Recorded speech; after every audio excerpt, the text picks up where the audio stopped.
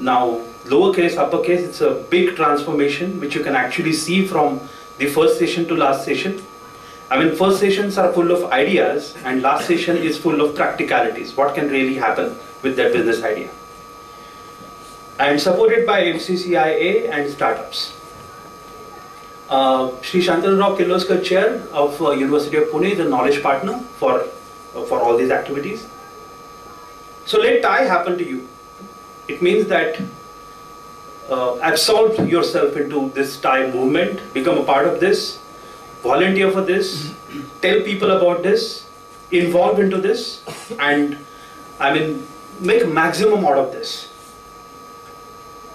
Become a TiE member, join TiE Pune group on Facebook. We have a group on Facebook. You can send a request and you can become a part of this. So you'll come to know all these activities on your Facebook page.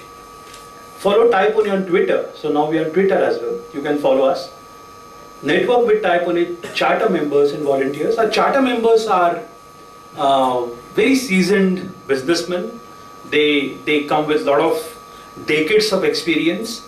So if you become a member, you'll be able to connect with the seasoned class of businessmen and they will definitely add value to your efforts.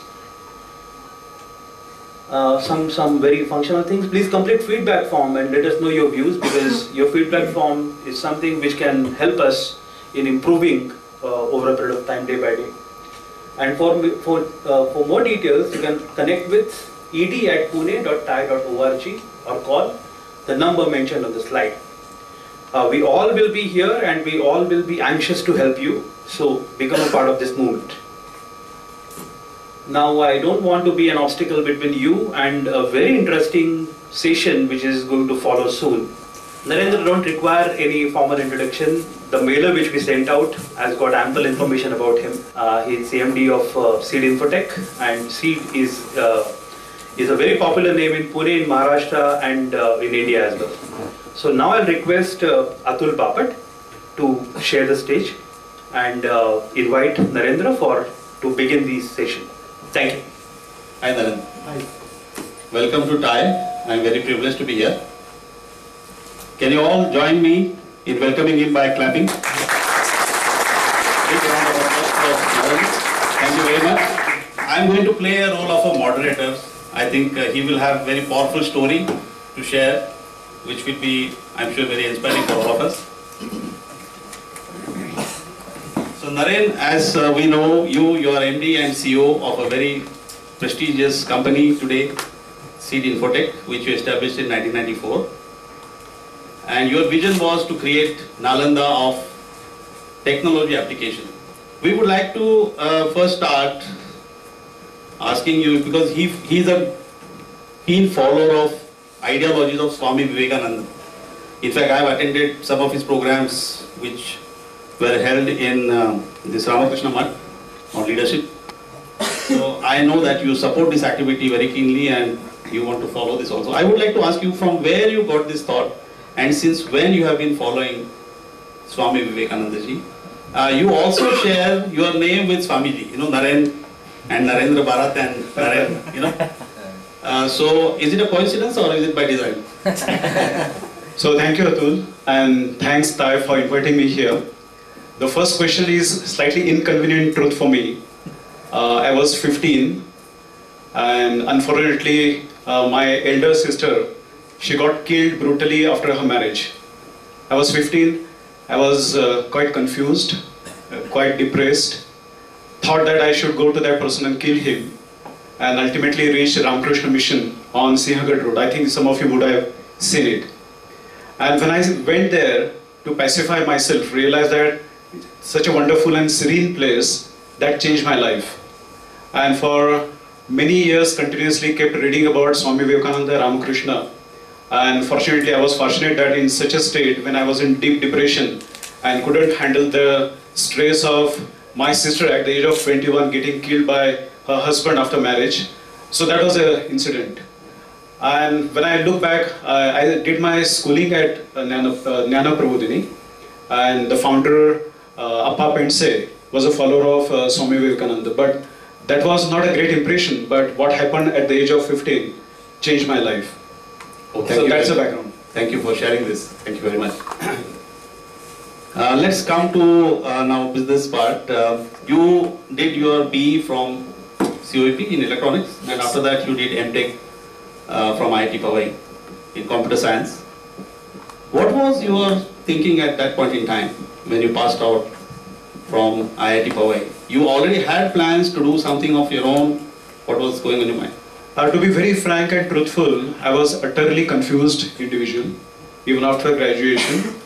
Very interestingly, I did my schooling from one of the best school in Pune, Jnana Prabodhini.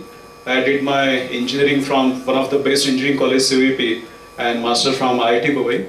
And even at the end of that, I kept wondering what did I learn, and that was not mistake of the education system, but my own mistake that I never focused on education clearly.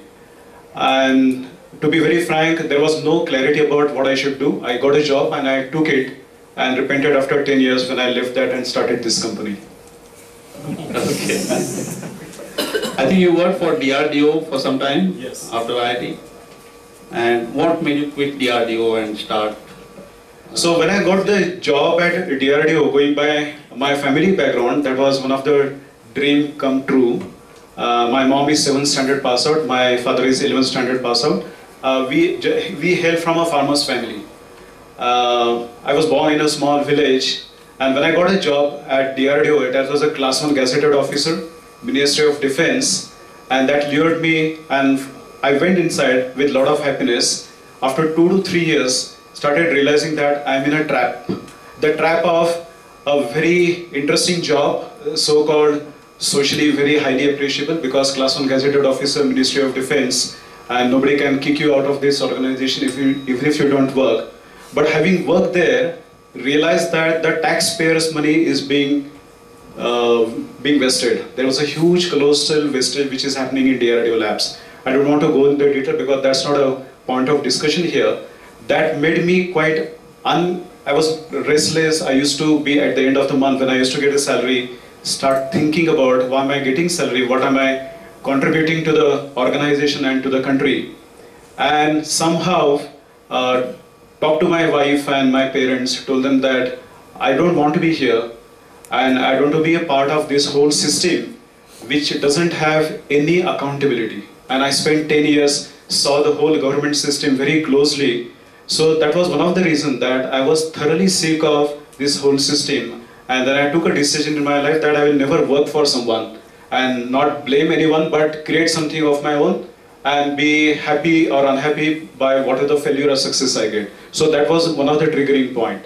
In this whole process, I remember, though I'm an MTech in computer science and did a job as a class 1 gazetted officer, I don't know what, I still figure out why I did that. I was working as a scientist there, and one Diwali season we decided that let's start selling crackers, something very crazy idea. So we put 1,500 rupees each, three of us, those who are working with the DRDO labs, and we made almost 100% profit in 1 month, and that got me a kick of going on the street selling something which requires a different kind of courage. I got the first experience of that, sold crackers, and even today I keep wondering why I did so, because crackers, my education, my position was nothing to do with each other. So that was first encounter as an entrepreneur? Absolutely. By accident? By accident. Okay, great. Tell me, Naren, how did you zero down on this particular field of IT education? I mean, I'm sure you had a lot of options as a computer science engineer. None of my parents are teachers. Never had a dream of becoming a trainer or a teacher. It so happened, having worked for DRDO labs in the last couple of years, when I was thinking very seriously to start something of my own, I had two options in mind. I did a huge amount of coding in assembly and C programming when I was a scientist at DRDO labs. So starting a software development company was very obvious choice. But during this whole process, when I was looking for some option, I got an opportunity to teach Fortran programming language to some engineering students. It was the first session for me to teach a group of 60, and that was the first experience to stand in front of people and teach something. I was sweating, I was shivering, but surprisingly at the end of 2 hours of teaching, I realized that this is something that I'm born for, and that gave me a kick